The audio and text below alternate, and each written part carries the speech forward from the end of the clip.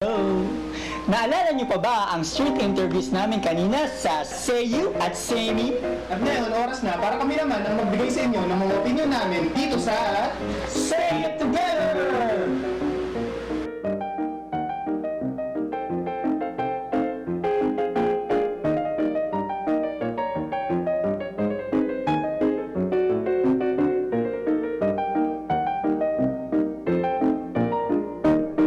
Bakit dalawa na lang tayo? Nasaan na si Mikay?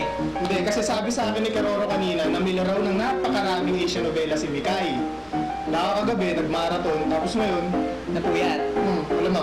Sabi ni Keroro yun. Ni Keroro! Paano yung dalawa na lang tayo dito mag-uusap tayo? Ay, hindi, huwag ka mag-alala. May tinawag din si Keroro na comrade natin na sasama sa atin dito. Darating na, maya-maya. Magaling talaga si Keroro. Diyan na muna kayo eh. Oy, Shiraya ng plan kasama namin, bro. Hoy, Musta? Buti, maaga ka. ang tagal nyo nga eh. Kami pa yung matagal. Ano ba nag-usapan nyo? Guys, explain ko lang na ang pag-uusapan natin ngayon dito sa Say It Together ay ang topic sa Seiyu, Seimi na tungkol sa pagsikat ng Asian novela dito sa Pilipinas. Sige, ang say ko dyan, ano kasi siya eh, hindi ba kayo nawiwirdohan na ang mga kapwa natin Pilipino parang mas nanonood sila ng mga gawang Koreano, Incheck, Hapon, imbis na yung atin. Mas kilala pa nila yung mga character sa Meteor Garden. Ako naman, okay lang kasi di ba matagal na nga natin pinapanood yung mga palabas na from US, di ba? Tingin ko, parang mas okay naman na manood na rin naman tayo ng mga neighbors natin, ng mga Asians, di ba? Agree rin ako, tsaka para sa akin, it's a challenge to our local industry na kunin muli ang atensyon ng mga kababayan natin. Pero alam nyo ba, pati yung mga shows natin, yung export sa ibang bansa. Siguro isa yun sa... Yung iba, Mga local telenovelas natin. Isa yun sa advantage kasi pinapadala nila yung palabas nila dito. Tayo rin naman, Papadala pinapalabas sa natin. kanila. Ako gusto ko siya kasi di ba nalalaman natin yung culture nila, nakikita natin yung mga itsura ng mga lugar kung saang bansa sila sinut, di ba? Oo, So nasa marami problema. tayong nakikita mo talaga yung mga- diferensya ng state nila dito sa atin.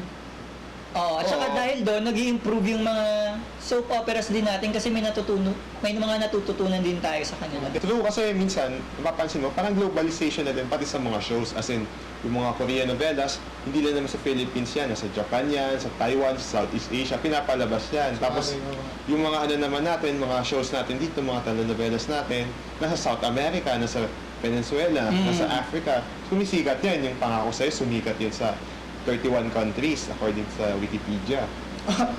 Bago yun ha? Nag-research. New information. Oo. Eh kasi di ba din naman talaga tayo mga Pilipino? Ano yan? Ay, hindi, pare. Joke lang. Joke lang. Grabe. Bro tayo dito, bro. Oh bro! Hindi kasi di ba ang mga Pilipino naman talaga, mas na-appreciate natin yung iba. Pero it doesn't mean naman na humihina yung mga soap operas natin.